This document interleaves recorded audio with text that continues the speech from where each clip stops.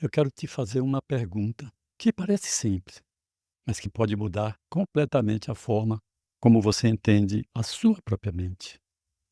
Você já se pegou reagindo de um jeito que não queria? Repetindo um padrão de relacionamento, mesmo sabendo que ele te faz mal?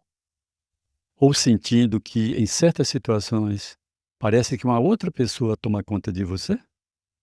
Se a resposta for sim, e eu imagino que seja, então, você já encontrou na prática aquilo que a psicologia de Carl Gustav Jung passou a vida inteira tentando explicar.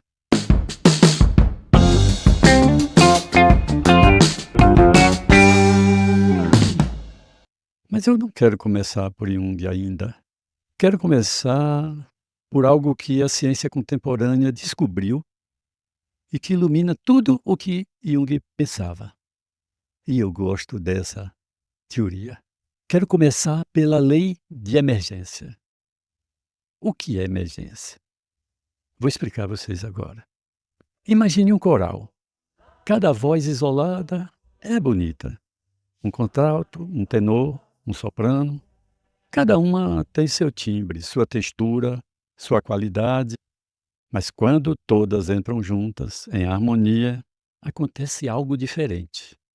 Surge uma qualidade nova, uma emoção, uma presença que não estava em nenhuma voz sozinha. Isso é emergência. Quando a interação de partes simples gera algo radicalmente novo, um padrão, uma qualidade, uma forma de existência que não existia antes.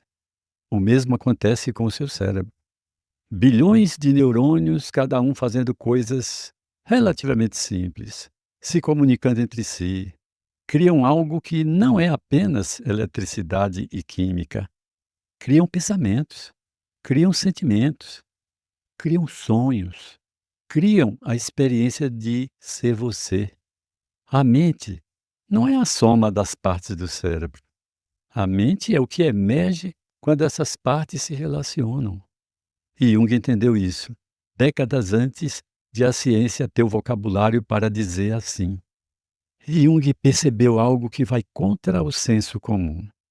A nossa vida psíquica não é um conjunto de peças que controlamos com a vontade. Nós não somos chefes de nós mesmos, pelo menos não da forma que gostaríamos. O que ele e Jung observou, ao longo de décadas de clínica e pesquisa, é que a nossa psique funciona como um sistema vivo. Quando experiências, emoções e imagens se acumulam e se relacionam, surgem por si mesmas padrões de sentido. Esses padrões parecem ter vida própria, influenciam nossas decisões, nossos sonhos, nossa forma de amar, de adoecer, de criar. Quem é que não já se perguntou quem em mim fez aquela besteira? Você não produz seus sonhos conscientemente, eles emergem. E muitas vezes eles sabem coisas que você ainda não sabe sobre si mesmo. Em vez de ver a mente como uma máquina de estímulo e resposta, Jung a via como um sistema simbólico e auto-organizado, cheio de imagens, narrativas e forças que trabalham mesmo quando você não está prestando atenção. O inconsciente coletivo e os arquétipos. Ah, eu vou falar sobre isso porque Jung observou que certos padrões se repetem não apenas dentro de uma pessoa, mas em todas as culturas humanas, em todos os tempos. Os mesmos temas aparecem nos mitos da Grécia Antiga e nos filmes de hoje. As mesmas figuras habitam os contos de fadas da Europa e as histórias tradicionais da África e da Ásia. É através dos mitos que nós conhecemos nosso inconsciente coletivo, porque os mitos são histórias que nunca aconteceram, mas sempre existiram. É assim que a gente compreende a vida. O herói que parte em busca de si mesmo, o velho sábio que aparece no momento certo, a grande mãe que acolhe e devora, a sombra que carregamos sem querer ver. Jung chamou esse reservatório de formas universais de inconsciente coletivo. E as formas em si, esses moldes de experiência humana, ele chamou de arquétipos.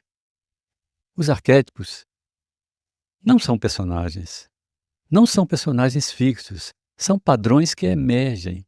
E eles emergem com força especial nos momentos de passagem de nossa vida. Na adolescência, no casamento, numa separação, numa doença, na chegada da meia-idade, na aproximação da morte. Em cada crise, algo tenta emergir dentro de você. A questão é: você tem escuta para reconhecer o que está nascendo? Voltemos àquela pergunta do início. Por que você às vezes age de um jeito que não quer? Jung dá um nome para isso. Sabe como é? Ele chama de complexo. Um complexo não é uma doença. É um núcleo vivo de experiências psíquicas que se formou em torno de um tema afetivo. É interessante que as pessoas costumam dizer: fulano é complexado. Todos nós temos complexos. Ele se forma assim. Você pode ter um complexo de abandono, de pai, de mãe, de rejeição, de poder, de culpa. E sabe como é que ele se forma? Você vive experiências emocionais fortes. Essas experiências se conectam com memórias, imagens, fantasias, e aos poucos, sem que você queira, tudo isso se organiza em torno de um centro que parece ter vontade própria. De repente, você fica paralisado diante de uma figura de autoridade e não sabe por quê. Tive um paciente que ele se tremia muito quando um guarda na blitz parava o carro e o guarda pensava que havia uma razão, deveria estar escondendo alguma coisa. Aí as coisas pioravam para esse rapaz. Muito bem. Você, quando fica repetindo o mesmo padrão em todos os relacionamentos, tem um complexo por aí. Você sabota uma oportunidade boa sem entender a razão e fica se achando burro, culpado. Não é nada disso. É como se dentro de você emergisse um pequeno eu com uma lógica própria. E esse pequeno eu não leu o roteiro que você planejou para a sua vida. Perceber os complexos é começar a entender que a psique não é um monólogo do ego, é um diálogo. A nossa personalidade não é um monobloco. Às vezes, tenso esse diálogo do ego com o complexo. Às vezes, surpreendente, entre diferentes centros de sentido que emergem da sua história. Mas Jung não ficou apenas nos problemas. Ele também descreveu o que pode emergir quando a psique se organiza de forma mais integrada. Ele fez uma distinção, ele distinguiu o ego, esse eu que diz eu quero, eu decido, eu penso, de uma realidade mais ampla que chamou de self. O eu reconhece que tem algo maior do que ele. O self não é um superego moral em uma ideia abstrata. É a tendência organizadora mais profunda da psique, aquela força que impulsiona cada pessoa a tornar-se quem ele realmente é, a integrar seus opostos, a encontrar sentido na própria história. E o caminho para isso chamou de individuação. Essa psicologia de Jung é a única que tem dois centros de decisões: a decisão do ego, que você pensa entender, e a decisão do self, que é difícil para você entender. Individuação não é virar alguém perfeito. Esse conceito que Jung falou e chamou de individuação é fazer você tornar-se mais inteiro. É você ser capaz de reconhecer luz e sombra, desejo e responsabilidade, competência e incompetência, singularidade e pertencimento, sem precisar negar nenhuma dessas dimensões. É, em última análise, aprender a ser você de forma mais consciente e mais corajosa. Talvez você esteja pensando: isso é muito interessante, mas é do século passado. Deixa eu te dizer algo. Nunca foi tão atual quanto agora. Vivemos numa época de complexidade sem precedentes. Redes sociais que fragmentam a atenção, sobrecarga de informação, coisas demais, crises coletivas que nos assustam e nos desorientam. Ficamos até encabulados com esses programas de inteligência artificial, identidades sendo questionadas, uma sensação generalizada de que perdemos o centro. Muita gente sente que a vida virou apenas uma corrida de respostas a estímulos externos e que no meio disso tudo algo essencial foi ficando para trás. Por isso que aquele coreano filósofo chamou de sociedade do cansaço. Não é o cansaço físico, é a nossa mente sendo provocada para acelerar, para correr. É muito excesso. Os modelos que nos veem apenas como máquinas biológicas ou como consumidores que precisam ser otimizados, não conseguem dar conta da profundidade do sofrimento humano. Esse tipo de modelo terapêutico que age dessa forma, que orienta dessa forma. Nem tampouco da profundidade da criatividade humana, nem da profundidade do desejo. Esse desejo que a gente pensa saber o que quer. Nem da profundidade do desejo de sentido que cada pessoa carrega.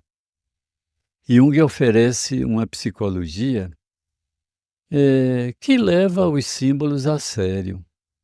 Ele vive a vida simbólica, ele nos convida a viver a vida simbólica.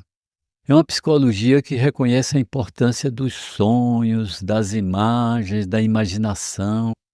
Ah, o terapeuta, às vezes, está escutando você falar coisas que parecem simples, mas ele está de ouvido na narrativa que está por trás dessa que você pensa que é a comunicação que está fazendo. Então, que entende cada pessoa não como um objeto, a psicoterapia precisa ser assim. Entende cada pessoa a ser consertado? Não. É um processo vivo, uma trama de histórias, de afetos e possibilidades em constante emergência. A psicoterapia não é para consertar, é para fazer você ser você. Você entender como sua mente funciona. Usar a ideia de emergência para entrar em Jung é, no fundo, um convite. Um convite a olhar para si mesmo não como um problema a ser resolvido, mas como um processo em curso, em que novos sentidos podem emergir a qualquer momento. Um convite a reconhecer que seus sintomas, seus sonhos e suas repetições não são apenas falhas ou fraquezas. São tentativas da psique de se reorganizar, de encontrar uma forma nova de existir. Um convite a perceber que por trás do caos da experiência pode estar nascendo uma versão mais íntegra e mais verdadeira de você mesmo. Pessoal, estudar Jung a partir dessa perspectiva é aprender a escutar esses processos emergentes, é aprender a dialogar com eles, é participar conscientemente da construção de uma vida com mais sentido. O Instituto Jungiano da Bahia nasceu há 34 anos. Formou muitos profissionais por meio de suas especializações. Pessoas que escolheram colocar a profundidade da psicologia junguiana a serviço do cuidado humano e de sua própria evolução. As matrículas de nossos cursos, nesse ano de 2026, vão estar abertas até o dia 17 de abril. Está próximo. Corra, é importante. Se você se interessa em saber quem é você. O início de nossas aulas é no dia 24 de abril deste mês. Se tudo o que você ouviu aqui despertou algo em você, uma curiosidade, um reconhecimento, uma pergunta que ainda não tem resposta, esse pode ser o momento de dar o próximo passo. Vá visitar o nosso site www.ijba.com.br. Lá você encontra todas as informações, a maneira de fazer contato com as pessoas que vão te informar tudo sobre tuas dúvidas. O nosso corpo docente, muito amadurecido, com componentes que viveu em sua pele o tratamento da psicologia junguiana, são doutores em sua maioria. Vamos, gente, estudar Jung com quem mais entende disso na Bahia. O Instituto Jungiano da Bahia foi pioneiro no ensino acadêmico da psicologia de Jung aqui na Bahia. Eu quero agradecer a vocês por terem me escutado.